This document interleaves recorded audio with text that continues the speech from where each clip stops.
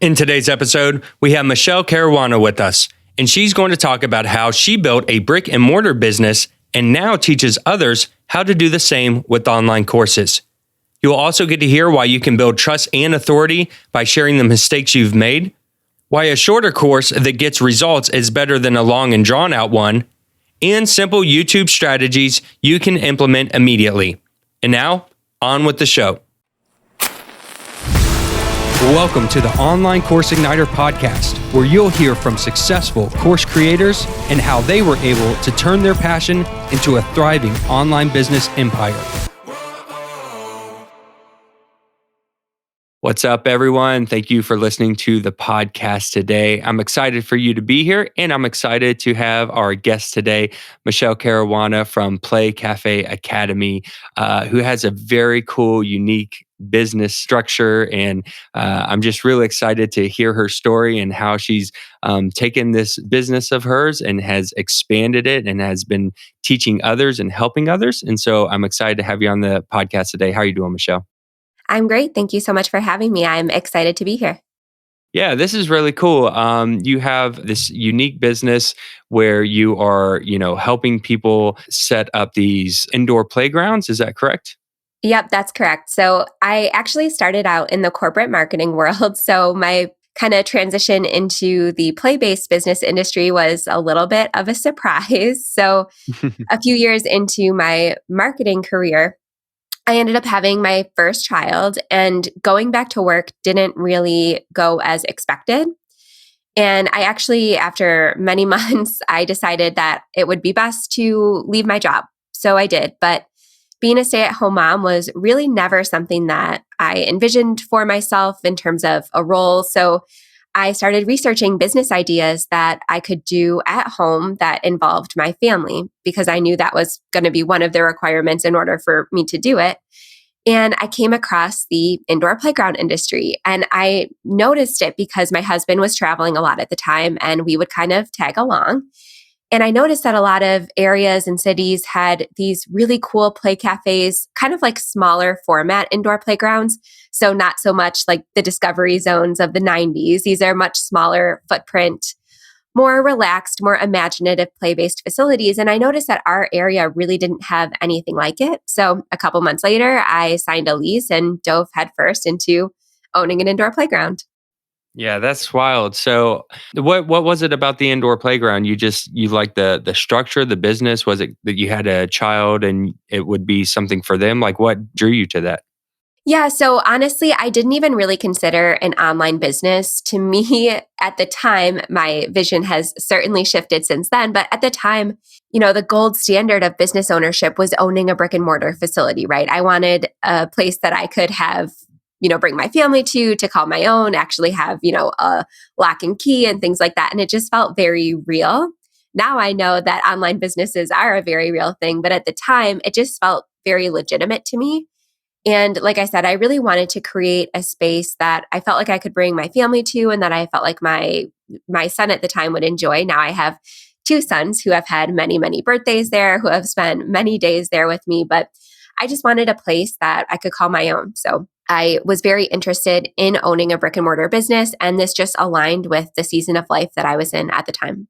Yeah, that's awesome. I mean, if you can do something that's fun, that's for your family, that's really cool because at least you're moving in a direction that all syncs together, and versus picking something just way out of left field.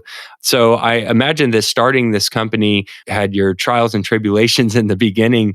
What was that like? Was this a business that you bought and was already set up, or did you have to build everything from the ground up?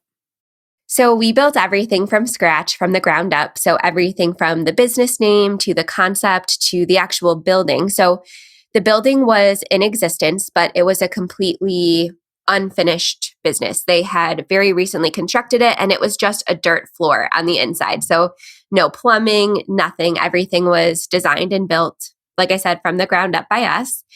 And it was definitely, like you said, very difficult at the beginning. Something that I learned really quickly is that this industry and this business model is highly nuanced, and it's a struggle to make it work. And those first couple years, brought a lot of surprises. And I went to school for finance and economics, and I felt like I had a really strong business background. But again, even I was very surprised at how difficult it was to not only break even, but also make the income that I desired because I did leave my corporate job to open this business. So I wanted to have a business, not just an expensive hobby, or not spend all of these hours and all of this time and mental energy into a business that wasn't actually going to benefit my family at all financially. So it was very difficult.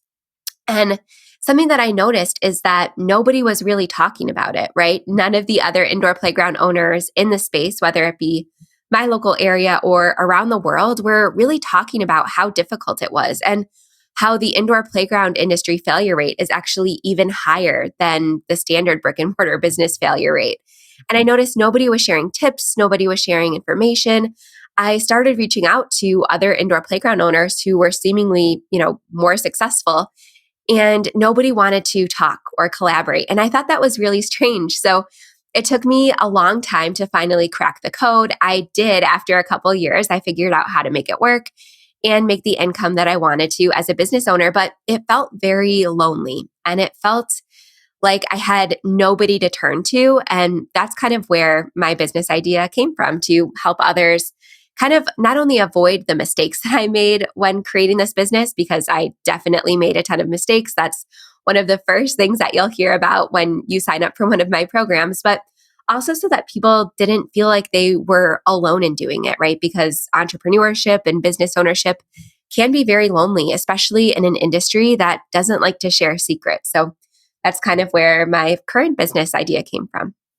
Okay, very cool. Yeah, I mean, entrepreneurship, like you said, can be a very lonely business because you have this drive and you want to get out there and you want to start your own business. And I don't know about you, but me personally, none of my friends were doing this.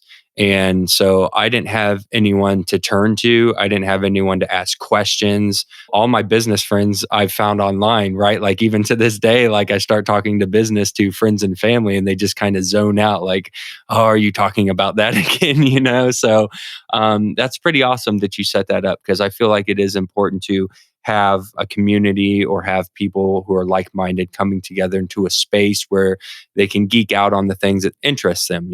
It's great that you talk about the mistakes because that's important. If anyone out there is listening right now and they're creating an online course or any kind of training program like that, I think, like you said, it's important to talk about those things in the beginning. Like these are the hurdles, these are the mistakes that a lot of people make. These are the things that you need to look out for going forward because we tend to think that we're going to start a business, it's going to make $1 million and it's going to be hunky dory, but that's not the case. Like there's going to be things that you have to learn along the way. So this is pretty awesome. So we'll talk about you transitioning into your current business now, which is helping others, launch, operate, and scale their own indoor playgrounds. But I had a quick question. Is the original business, the brick and mortar, do you still have that business?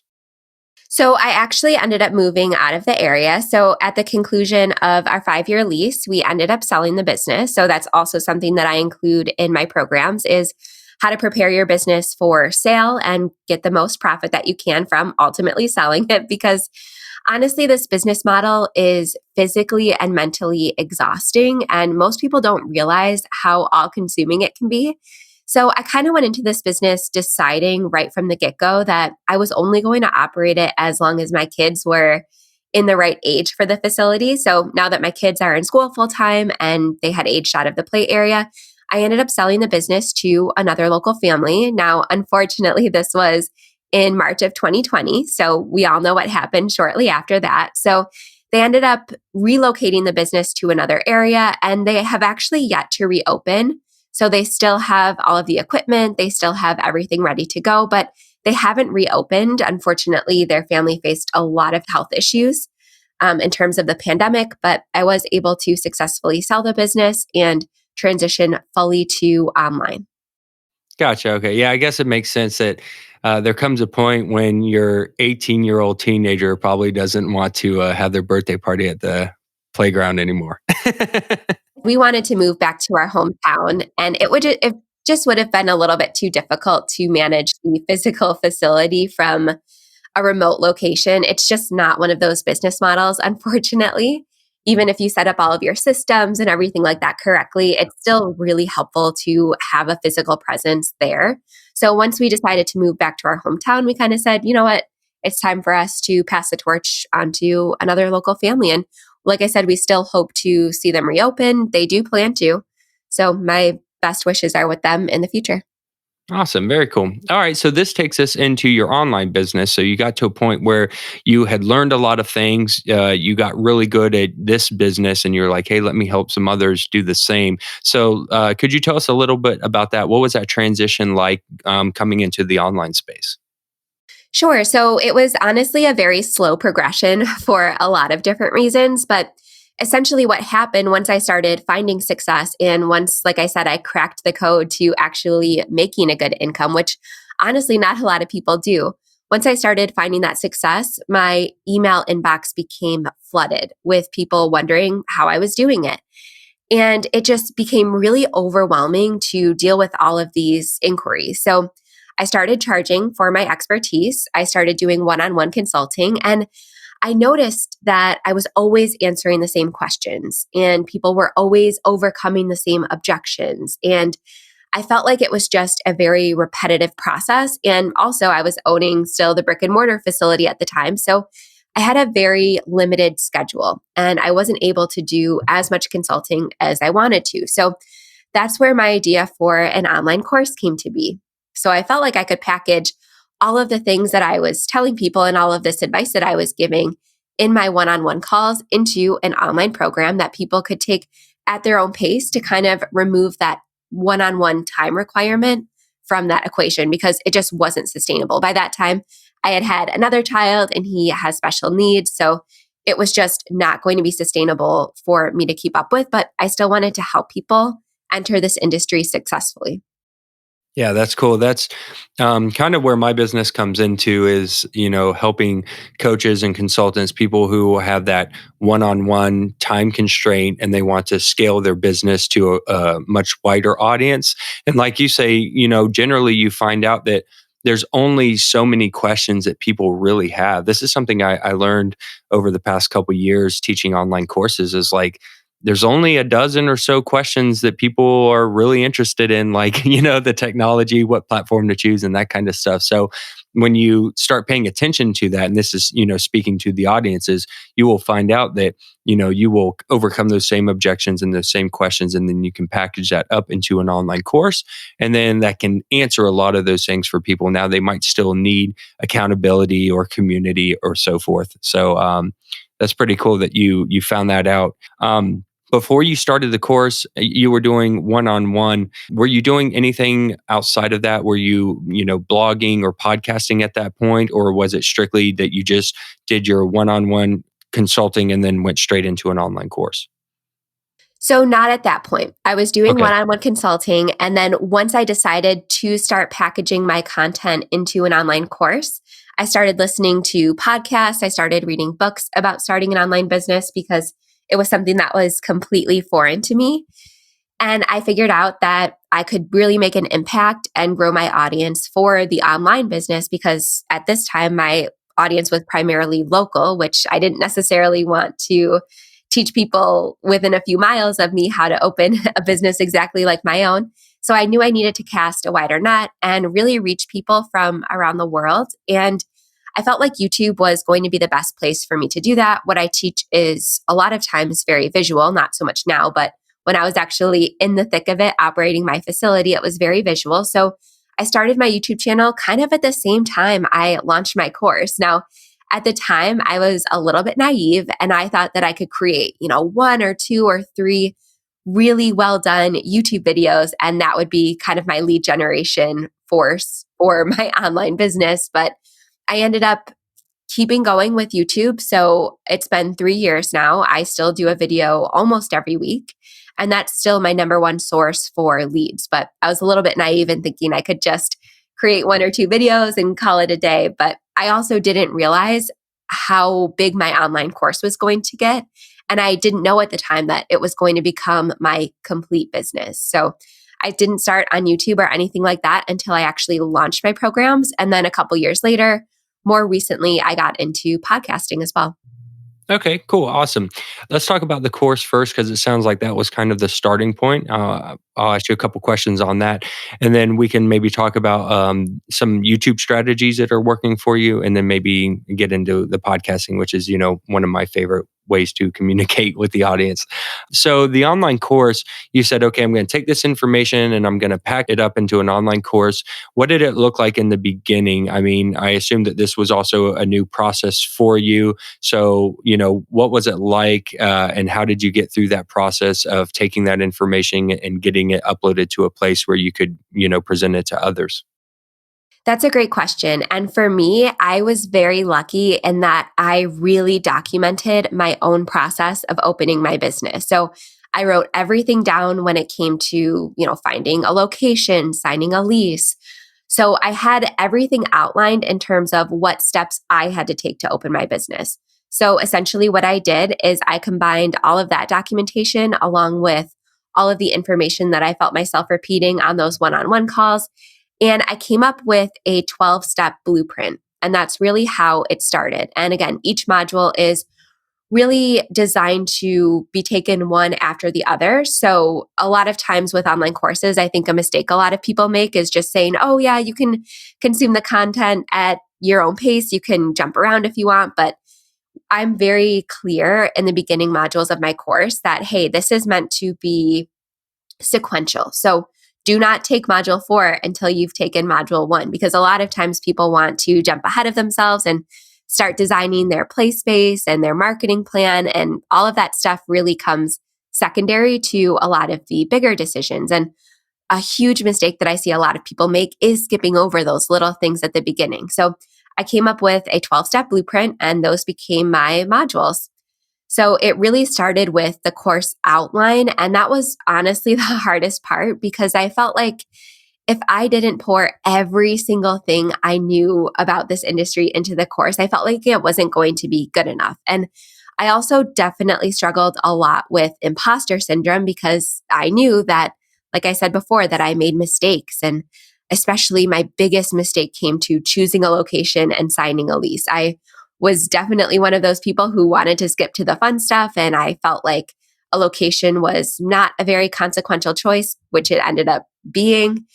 So again, I started with the course outline, but I had to really get over myself a little bit in that I knew I needed to just get it out there. And so I've actually re-recorded my course several different times over the last 3 years. And I kind of go back sometimes and look at that first version and think, it was over 40 hours of content, which is absolutely crazy. So something that I've done over the last couple of years is really taken that same 12-step blueprint, but really refined it and condensed it. And I kind of had to realize, like, I don't need to pour every single thing I know about every little thing into the course. I just need to get people results. And people are willing to pay more for a faster transformation, for an easier to consume piece of content. So I kind of had to learn that along the way, but I ended up recording those 12 modules. I chose Thinkific at the time for my course platform. I've since switched, but I kind of just took it step by step. I didn't really think too hard about what platform I was going to choose or anything like that. I just was really quick to get that first version out into the world. I had people that I kind of pre-sold the course to, so I gave myself a little bit of time limit there. And I just said, this is my first version. I'm open to feedback, and I listened really closely to where people were still getting stuck, where people were having issues, where the information that I put together maybe could have been a little bit more concise or clear. And then, like I said, I re-recorded it several times, and now I'm extremely happy with the final version right now.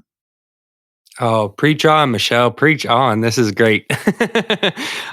You mentioned a lot of wonderful things here. I think you made a lot of good points. And for anyone listening right now, I just want you to take a moment to really pay attention. Maybe go back and listen to this episode again, because I think there were some great nuggets of information. So you mentioned, the outline was a hard part, that you wanted to try to stuff everything that you could into that. The first thing that you mentioned after that was the imposter syndrome, that you had made mistakes and you felt like maybe, who am I to teach this, that I'm making these mistakes. So thinking about the person right now who is, creating their first online course or thinking about creating their online course, and they're also feeling that imposter syndrome, like, who am I to teach this? How did you overcome that? And what could you tell the listener right now who is struggling with that, how they can overcome it also?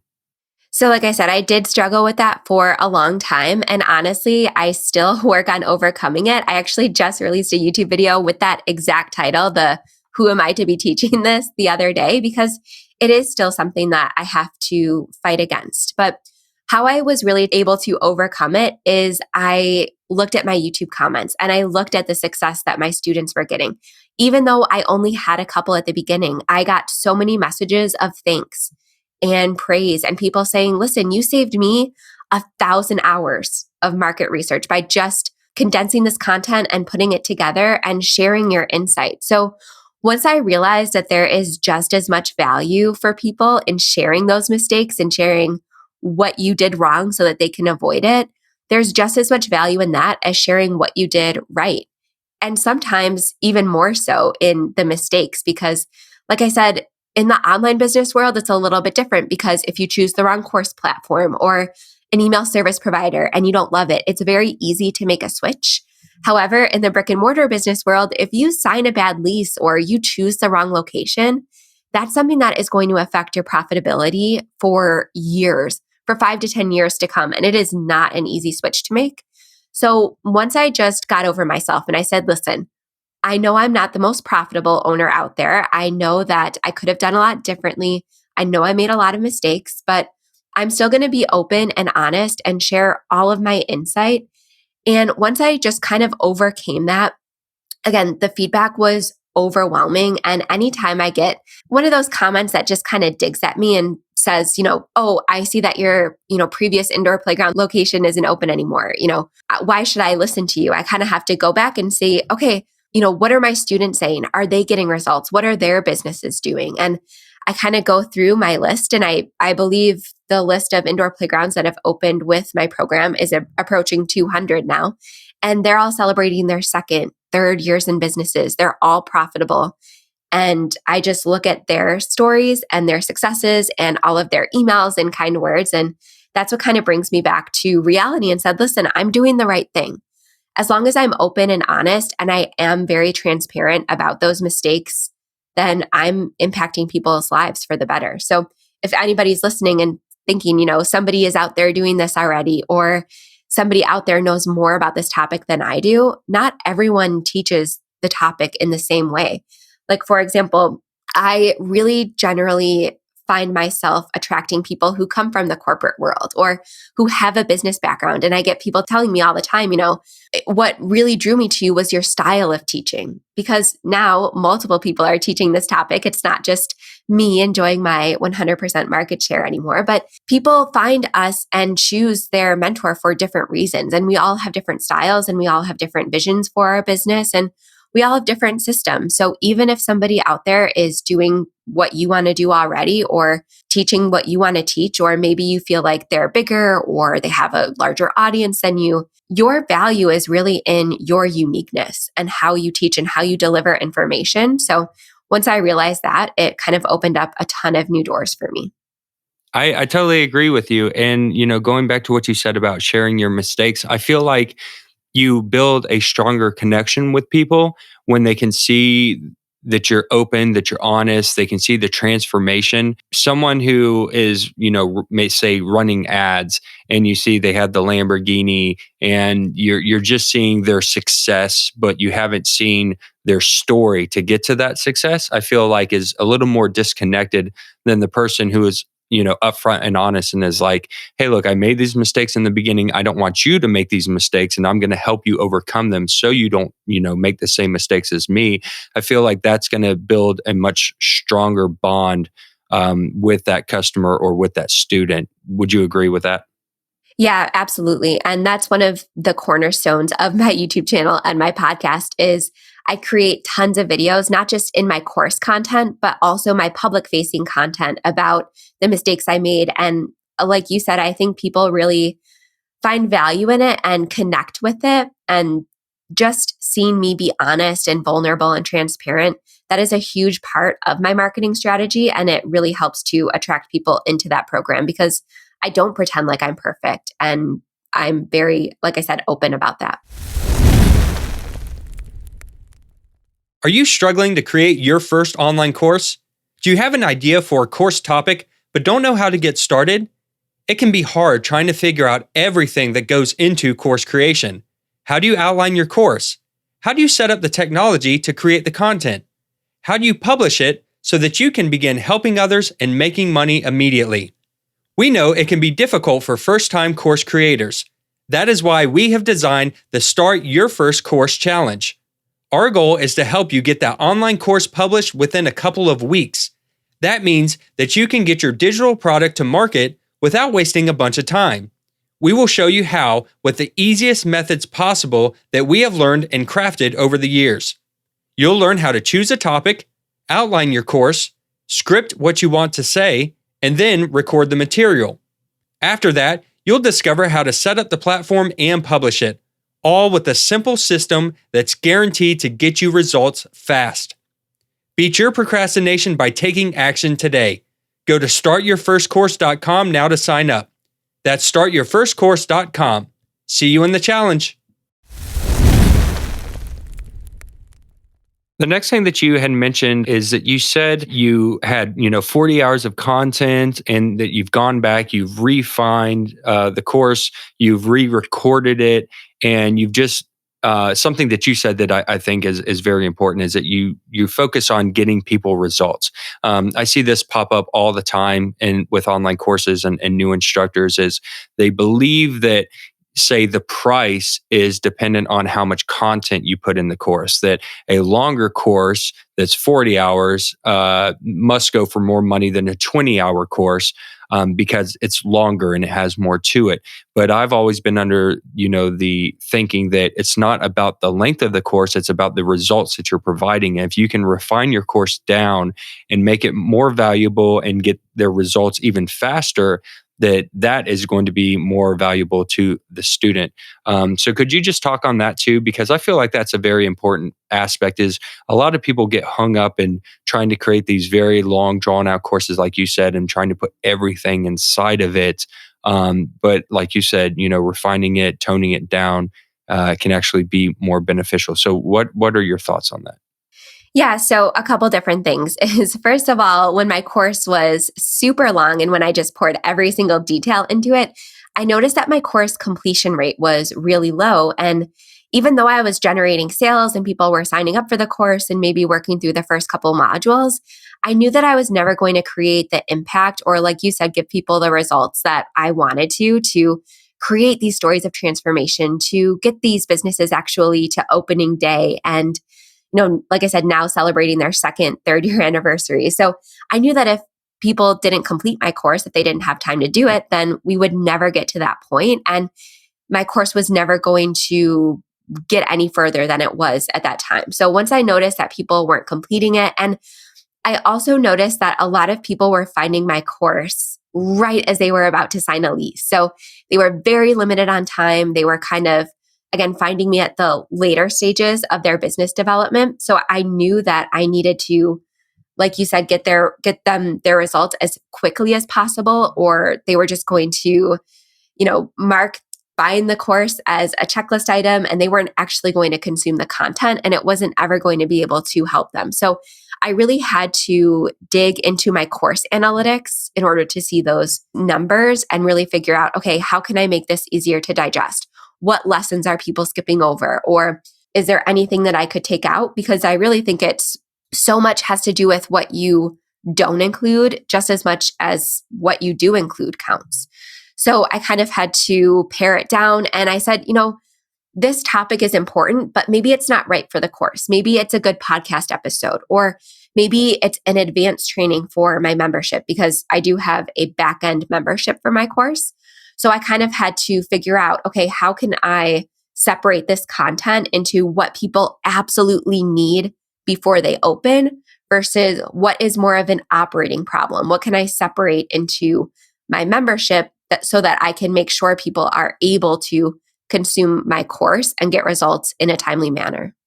I think that's super important. And even more so with your business, as you mentioned, trim it down and get them actionable results faster because they can take action, they can get that lease signed, they can get their business up and running and not feel like they have to finish this long drawn out course before they can do that. So that's really cool. I like that. The other thing I wanted to talk about too, the last point that I wrote down here was you also mentioned getting the first version out quickly. This kind of goes hand in hand with creating a long course because people get stuck in this production phase of creating their online course, and they're so worried about making sure that it's perfect before they get the version out. And you mentioned that you wanted to get it out quickly. You wanted to listen to feedback, refine it, and make it better.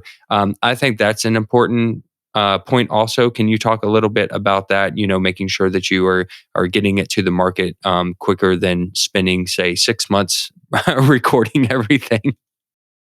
Yeah, well, I'm glad that I got it out quickly. And I think that was one of the factors that led to my ultimate success because I had people who I had promised consulting to that I was like, you know what?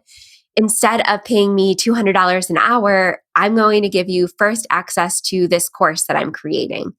And, I'm going to give you let's say, founding member discount or original member discount. And in exchange, I would just love some feedback. So I'd love to hop on the phone with you for 15, 20 minutes after you take the course so that I can get your feedback. And I think that was one of the most important things for me. So by reaching out to those people and kind of promising them this, I gave myself a deadline, right? So I had told them, okay, I'm going to release this by, I think it was January of 2019. And then they were in my Instagram DMs and my messages every single week, like, when is it coming out? When is it coming out? I can't wait. I'm about to sign my lease. When is it going to come out? So having those, people kind of edging me along, that really helped the process. But I'm glad that I reached out to them and I did give myself a deadline, or else I probably would have been one of those people who let it drag on for 6 or 8 months and just telling myself, oh, it needs to be perfect. I need to edit these videos a little bit better, or, I forgot to include this one thing. So what I did was, like I said, I gave myself a deadline and then I stuck to it. And I just said, you know what? It's not perfect. And like I said, I was very honest with those first couple customers. And I said, online course creation is something that's completely new to me. So I am open to any honest feedback. And I'm glad that I got it out there quickly because they did have a lot of feedback. And I had to, eat a little humble pie at the beginning. And I had to say, okay, I completely understand. Thank you so much for your feedback. And I kind of went back to the drawing board a little bit. And I'm glad that I did because it ultimately gave me the course that I have today. Nice. Yeah, that's awesome. It's super important to reach out, to get that feedback, to talk to people, refine the program, and do what it takes to make sure that you're creating the best product possible. I've seen courses out there, even some of my courses that I put on some platforms years ago. It's getting to the point where I just need to shut them down because they haven't been updated. And I don't feel like you're providing the best results if you're not going back and refining those programs and just making them the best that they can be to help people. I mean, that's why we're here, right? Is to help people out and get them results. This has been really great information. If we could just take a couple minutes and maybe talk about your YouTube strategies. I just wanted to get to that before we have to finish up the interview here, because I feel like you've been given some great information on the course. I have a million questions I could ask you. So maybe one day we'll have you back on as a follow-up podcast episode. So you started with the YouTube around the same time that you launched your first course. You mentioned one of the mistakes in the beginning was, not putting enough content up there and just hoping that, 3 videos was going to, be the main lead generation for YouTube. I'm assuming later on you figured out that you needed to add more content. So what are some things on YouTube that you could talk about that are working for you, and some mistakes that you found along the way that if anyone wanted to start a YouTube channel to help drive traffic to their online course, that they could focus on? Yeah. So something that I think has really translated into success on YouTube is every piece of content that I make there is very intentional. So I do a lot of keyword research. I see what trending topics are. I see what people are actively searching for. So I utilize things like TubeBuddy, which is honestly only $9 a month, and it's a great investment for me. I type in certain keywords or video topics, and it tells me, hey, this is going to be great for your channel. It's going to get a lot of views, or no, it's not. And it gives me, a score out of 100. So I love to utilize tools like that to make sure that I'm not just throwing spaghetti at the wall, right? I'm not just putting videos out there and hoping they get traction. It's very, very intentional, because YouTube videos require a lot of effort and a lot of production and editing and getting ready and setting the stage and scripting and things like that. So I make sure all of my content is really intentional so that people will actually find it. And something that I've grown to love about YouTube is that it's a great lead generation engine. So when people find my YouTube videos, they always have a call to action in them. And it's not always sign up for my course or purchase this product from me or anything like that. It's, hey, grab my free resource. It's linked in the show notes or the video description rather. And that's where I get, I would say, more than 50% of my organic leads from is just from the links that I share inside of my YouTube video descriptions. And at the time I started my YouTube channel, I only had one lead magnet. So it was just a very short PDF guide on how to get started in the indoor playground industry. And it was some, questions to ask yourself and deciding if the business was even viable in your area and things like that. So I make sure that every single video is intentional and has a call to action that is something that is much more approachable and easy for people to do than purchase something. So I always have a ton of free resources. Again, at the beginning, I just had one. Now I have tons of free resources and mini courses and toolkits that people can download or purchase for a small amount. And all of those eventually lead into my email nurture sequences and then ultimately lead to purchases. But what I love about YouTube is that as someone that has a video course is it really gives people an introduction to my video teaching style. So it gets them used to not only my personality and my style, but also to learning from me on camera. So it's a really easy transition for them to say, okay, I've been learning from this woman on YouTube for years now. It's a natural progression to say, okay, I'm ready to consume her paid video content. But having that content out there in the same medium that my course is in this case, video, I think has really helped because my audience is not, a serial course creator audience, right? A lot of audiences out there they are very used to purchasing online courses and they're very used to online education. My audience isn't. So that's a big objection that I have to overcome with them is getting them used to the idea of learning online and learning from me on video. So I have a little course survey that I send to people after they purchase and after they complete my course. And almost 100% of them say that they've watched my YouTube channel for more than 6 months before purchasing my program. So putting out that regular content and making sure I keep showing up on those free platforms was extremely important for me getting my business off the ground, but it's also important for my long-term strategy. And right before we hopped on, I actually dug into my YouTube analytics a little bit. And out of my top 10 videos of the last month, 3 or 4 of them are from 2018. So it just goes to show you that YouTube is a search engine, right? It's not like social media where you put a post out there and the shelf life is very short. I'm still getting a ton of views, a ton of leads, and a ton of sales from those very intentional videos that I put out way back in 2018. So I love that about YouTube as well, is that the shelf life of that content is very long term. Yeah, it's a very powerful platform in those regards. And talking about what you said too, I like for course creators, if I were to recommend a platform to get started on, if people can do it and enjoy it, I say go for YouTube because of what you said. It seems like it's an easy transition to get people from video content on YouTube over to a video course. Whereas I really enjoy podcasting and blogging, but I use those for different reasons because to get someone to go from listening to a podcast to taking an online course might be a bigger leap than, like you said, if someone's seeing you on a YouTube video and getting to know you and see your teaching style, and then they get kind of an understanding of what it's going to be like inside of your course. I think what you said makes a lot of sense, and I totally agree with that. Going back to the lead magnets, when you say you have multiple lead magnets now, do you create individual lead magnets, Amy Porterfield style, for your YouTube videos, or is it just they sign up and they get like a bundle of lead magnets? Great question. And it really depends. So for a couple of my YouTube videos that are very specific, I do have individual lead magnets for them. But typically I have 3 what I'll call cornerstone lead magnets.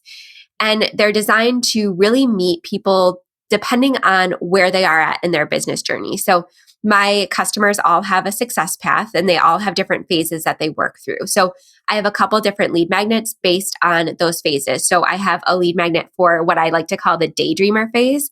So people who are thinking about opening this type of business, but have really made no concrete plans whatsoever.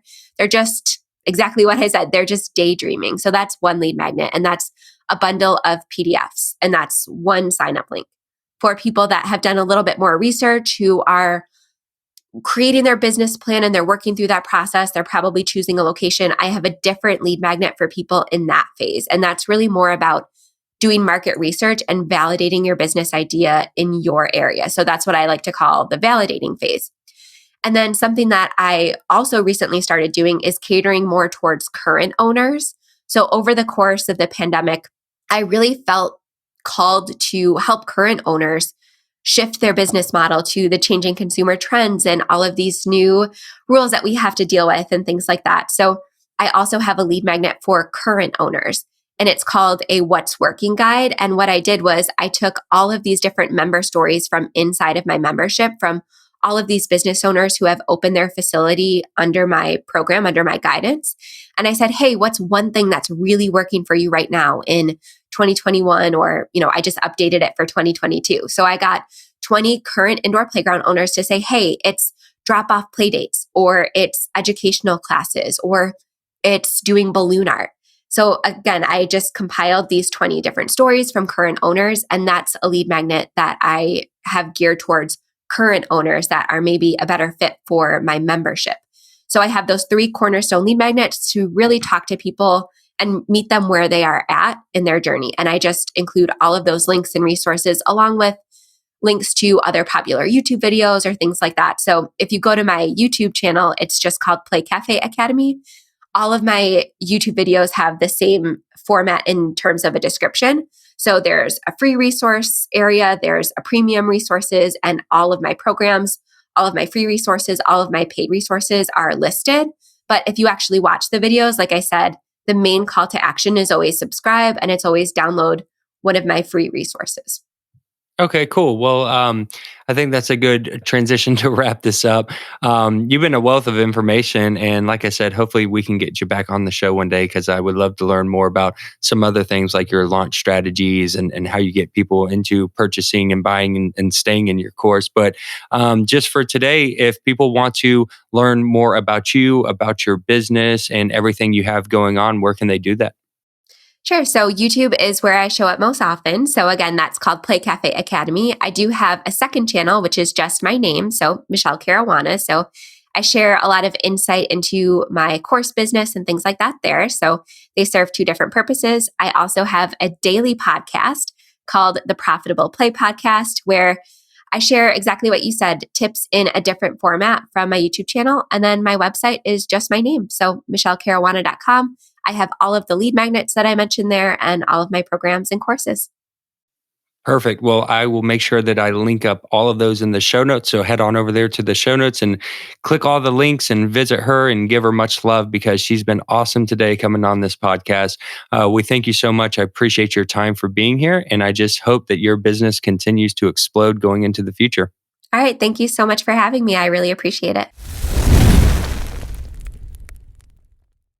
Thank you so much for joining us today, Michele.